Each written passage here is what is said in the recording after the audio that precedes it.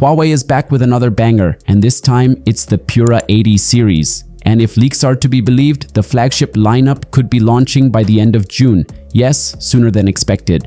So buckle up because Huawei is coming full force.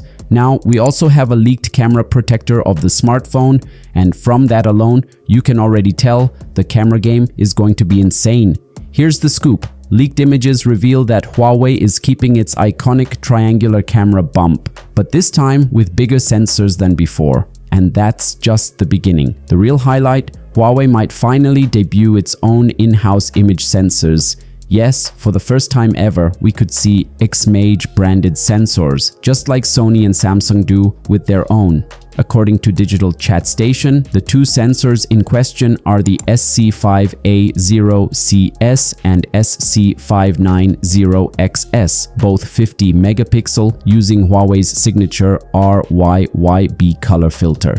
The SC5A0CS, that's a 1-inch flagship grade sensor. The SC590XS, a more standard 1.3-inch sensor, but don't be fooled. It still packs Super Pixgain HDR 2.0 tech, which combines 3 identical exposures into one perfect shot to remove ghosting and other defects.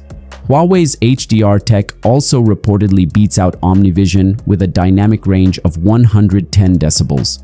Yup, that's higher than the 105 decibels offered by competitors. So when Huawei says they're leveling up the photography game, they mean serious business. Video, low light, dynamic range, it's all getting a major upgrade. And under the hood, we're expecting an optimized Kirin 9020 chip, delivering a smooth, powerful experience across the board.